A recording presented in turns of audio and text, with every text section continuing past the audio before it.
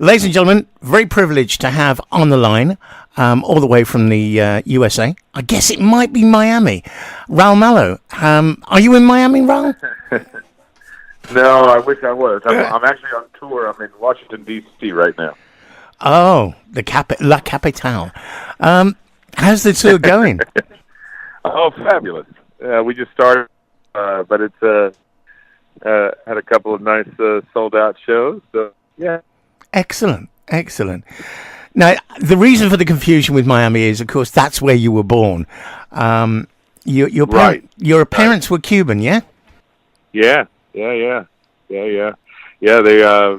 I guess they came over in the early '60s, and I was born in Miami in 1965. Is that where all the fabulous Latin rhythms come from? Growing up in that sort of community. Yeah, I guess so. You know, it's tough to shake that Cuban stuff. You know, it's with you everywhere you go. Now, I was going to introduce you as the lead singer of the Mavericks, but of course, there's more to it than that because you're a songwriter, guitarist, record producer. You've done the whole gambit, really, not just as a member of the Mavericks, though. Yeah, I've been fortunate in life to just not only create stuff for the Mavericks, but help produce other artists and write songs for different people and just make a life of music, which is all I ever wanted to do. Now, the Mavericks are something a little special to me and an awful lot of other people because of that blend of sort of Americana and Latino music. And also, I mean, you can get when you get a Mavericks album, you can get a big band swing track, you can get a Latino track, you can get a rock track, and you can get a pop track and a country track. You can't be put into a pocket, though, can you? Right. Yeah. Yeah, it's kind of hard. It's kind of hard to define this, but you know that's kind of been our thing. You know, I love and I got to give credit to you know a brilliant musician who's passed, but I'm sure you know Jerry Garcia from the Grateful Dead, and I remember an interview with him talking about the same thing, and I thought it was really, really. And he goes, yeah, he said about the Grateful Dead, because we let everybody define it, and we let everybody else struggle with how to define it. That's a and good this way, it becomes everything to everybody. You know, if you don't define it, it becomes everything. And I loved that about him, and I love that philosophy, and that's exactly the same philosophy that we've employed, you know, and not necessarily mimicking what they were doing, just our own version of it. You know? Yeah. Now, Trampoline has to be the album, which obviously Dance the Night Away, which was so huge in the UK. And I've got to let you into a little secret. I'm a DJ during the evenings, and I still play that track, and it still fills the dance floor. Yeah. It's you know, it was one of those special moments, the right song at the right time, and you know, it's inexplicable, really, and kind of goes to show how strange this business is. You know, that's the one song in the UK that everybody remembers. You know, but that's okay. You know, I think the hardcore fans probably, you know, they get past that song. It's a bit of an albatross sometimes, you know. But if you let it be, you know, we don't anymore. We love it. I mean, we play that song in the UK and stuff, and it is what it is. We had a moment there where the song was a big hit, and we rode that that wave for a while for sure. Now, I actually went to see you at the Royal Albert Hall. I waved, but you didn't wave back, but that's okay. And the one thing I got to tell you was it was a party. It was an absolute brilliant party. Is this something that you do at all of your shows? I mean, is that the sort of atmosphere you're looking for? I think I think it just happens, you know. I mean, but yeah, that is definitely what happens at our shows, and I mean, you know, it's sort of the perfect trifecta. You know, you have a really good band. You've got accordion, you've got horns, you've got Latin sounding music. You've got groovy rhythms and whatnot. So and people are charged up. You know, when they're coming to a Mavericks show. No, the nuanced second movement of the it's not going to happen, and that's great. That's what it's supposed to be. I mean, it's a rock and fun show. Yeah. Now you've also had some very, very special individual hits, solo hits, as well as with the Mavericks around the world. I know that they sort of range from about 2002 to 2010, but Moonlike Case in 2010, what a brilliant track that was. Where do you get where do you get inspiration for writing music like that? You know, I wish I could pinpoint the one thing. I don't. It's just it's life. It's what you're listening to, what you're doing, or you know, I think it's everything combined. I honestly, I don't listen. I can't really go to like, oh, I listened to this one thing and it inspired this song. No, I think it's just life. Life is what, and I know that sounds kind of cliche, and that's not the the real, like, gut-wrenching answer you want, but I don't know that there's a gut-wrenching answer, you know? It just, that's a good answer. I'll go with that. Yeah. Now, is it true? I've got an is it true for you, because I love these. Is it true that you've got three sons, Dino, Victor, and Max, and one of them sang on recording with you? Well, you know, actually, they've all at some point, they sang as part of a choir on a Christmas song, and but recently, Dino, my oldest one, has actually played drums on a studio track that we just finished. Oh wow! And yeah, so. That was cool, and of course they've played live with me. They've sat in with us live before. Oh wow! I bet that makes you feel really special. Yeah. It's I don't know if they're going to pursue music. You know, that's entirely up to them. And it's certainly it can be a hard life, and it can be difficult. Mm. No matter what mom and dad say, if they're gonna do. That's the truth. I mean, I remember my parents out of all of it, and it just that didn't work out well for them. So, actually, no, it did. They loved it. My dad has since passed, but he was immensely proud, and my mom is too.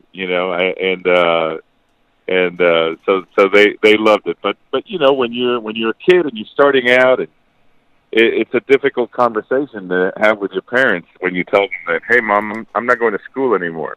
I'm going to go play music. Yeah. So that's and I remember those days. They were, and I understand. My parents came to this country. Like they say, and they reminded me, it's like we came to this country so that you could study, so that you could have a career, not so that you can throw and play in music,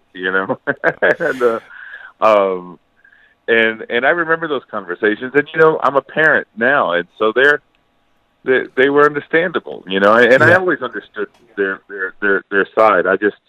I knew what I had to do, and the music thing is, the music thing is, I call it my beautiful curse, because there's nothing else you can do. There's nothing else you'd rather do, and so it's beautiful, but it's like, yeah, this is it. This is what I'm doing, and it's true. I have zero marketable skills. Zero. This is it. So. I don't believe that for 1 second. But did you grow up in a? No, it's true. Did you grow up in a musical household? Were your parents sort of musical in any way? Sure. I mean, musical in the sense that they weren't professionals. Nobody was a professional, but certainly a lot of mom plays the piano, still does. She played played back then, of course, and various aunts and uncles. Everybody played guitar, sang, and my granddad had a beautiful voice. But nobody, this family had just moved to the United States, so everybody, everybody's trying to get on in the new world and work and provide, and so there was, they weren't going to be musicians at that moment, there was no way. Mm-hmm. And so, luckily, because of their hard work and determination, I was able to have a life, and I was able to follow my dreams, and I'll be obviously forever grateful to them, but nobody did it professionally, no. Okay. The Mavericks brought in a spectrum of music, which I don't think anybody, certainly not in the UK, which is where I lived at the time, had heard before. It's got so many different names, doesn't it? Americana, Tex-Mex, whatever you want to put on it. But I always think that the Mavericks were sort of at the forefront, and still are to a certain extent, with that type of music, and certainly getting it out there to so many people around the world. Is it something you're conscious of? When you put it that way, it sounds really important, and